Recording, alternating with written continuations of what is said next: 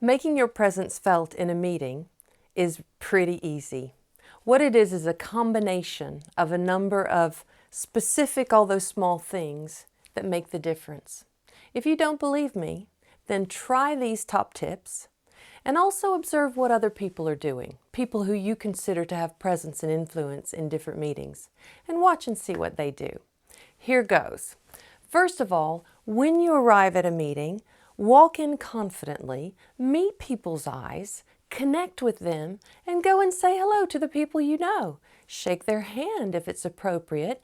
If it's not appropriate, then just say a genuine hello.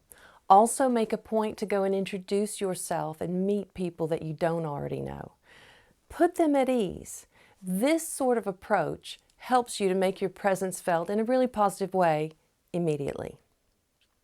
Another tip is to make yourself heard at the very beginning of a meeting.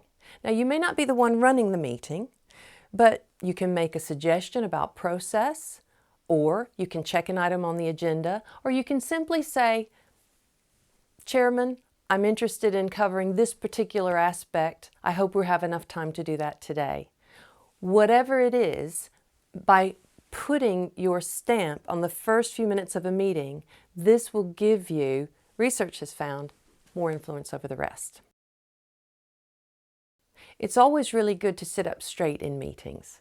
Now, I don't mean sitting at military attention, but simply with a straighter back. This not only encourages you to be more alert, it also gives you more confidence.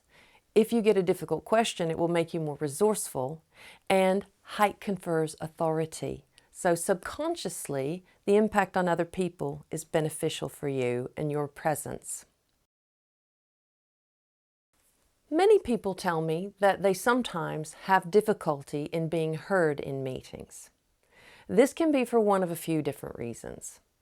It could be because people are intentionally ignoring you and what you're saying, but most likely it's you're not speaking loudly enough. Either that, or you're speaking at a moment that's not helpful for the input that you're giving.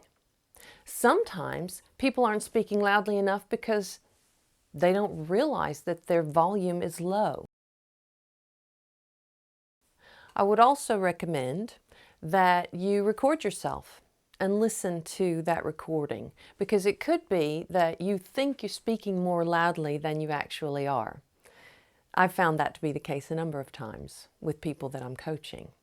And simply by becoming aware of that, people are able to form a habit of speaking slightly more loudly than they might be used to speaking, and they find that that already makes a difference.